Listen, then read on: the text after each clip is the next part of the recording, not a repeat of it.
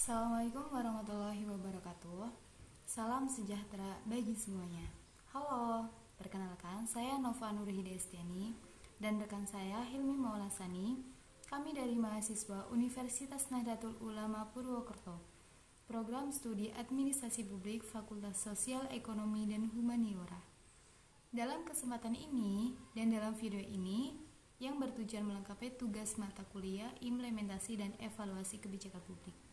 Di sini kami akan sedikit menjelaskan apa itu evaluasi kebijakan publik, serta model-model evaluasi kebijakan publik, dan contoh dari materi tersebut.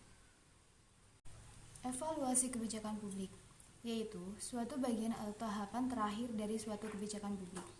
Evaluasi kebijakan publik dilakukan untuk menilai sejauh mana keefektifan kebijakan tersebut, guna dipertanggungjawabkan pada konstitusinya.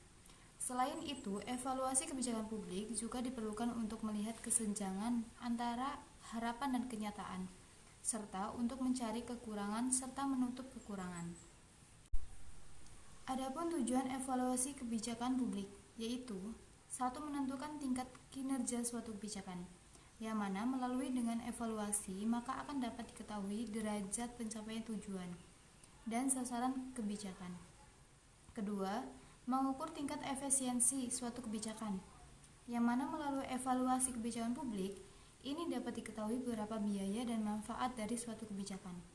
Yang ketiga, mengukur dampak suatu kebijakan, yaitu hal ini ditunjukkan untuk melihat dampak dari suatu kebijakan, baik dampak positif maupun dampak negatif. Yang keempat, mengukur tingkat pengeluaran. Melalui evaluasi dapat mengukur berapa besar dan kualitas pengeluaran atau disebut output dari suatu kebijakan. Yang kelima, untuk mengetahui apabila ada penyimpangan. Dengan adanya penyimpangan-penyimpangan yang terjadi, dengan cara membandingkannya yaitu dengan tujuan dan sarana dalam pencapaian target. Yang keenam, sebagai masukan atau input suatu kebijakan yang akan datang. Dengan ini dapat memberikan masukan bagi proses kebijakan ke depan agar dihasilkan kebijakan yang lebih baik. Terkait dengan evaluasi kebijakan publik, menurut Ehrhouse 1980 memberikan taksonomi evaluasi kebijakan publik melalui beberapa model, yaitu model sistem dalam indikator utama efisiensi. Kedua, model perilaku dengan indikator utama produktivitas dan akuntabilitas. Yang ketiga, model reformasi keputusan dengan indikator utama keefektifan dan keterjagaan kualitas.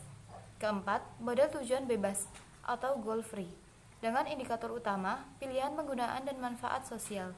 Yang kelima, model kekritisan seni dengan indikator utama standar yang semakin baik dan kesadaran yang semakin meningkat.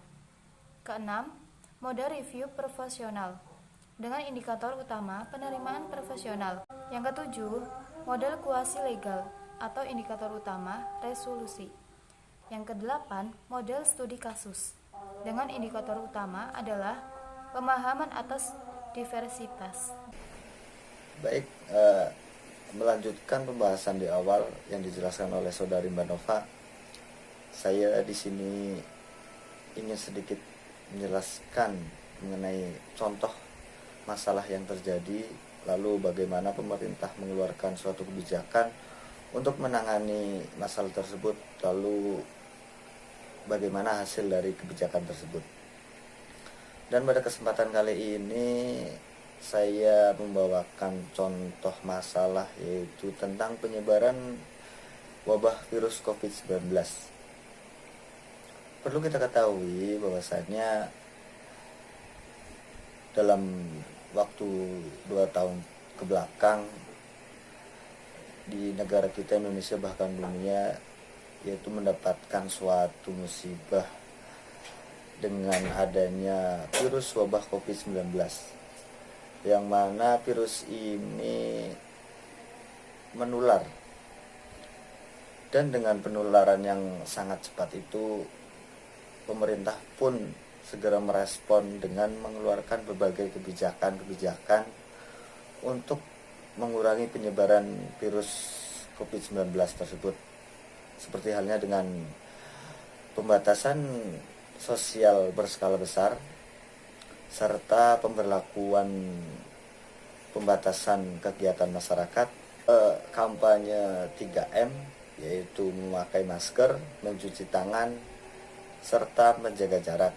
Dan yang terakhir yaitu vaksinasi.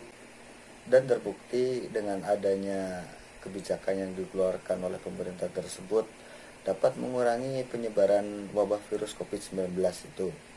Dan dapat disimpulkan bahwa dengan diterapkannya kebijakan tersebut sudah bisa dikatakan efektif dalam menangani penyebaran wabah virus COVID-19.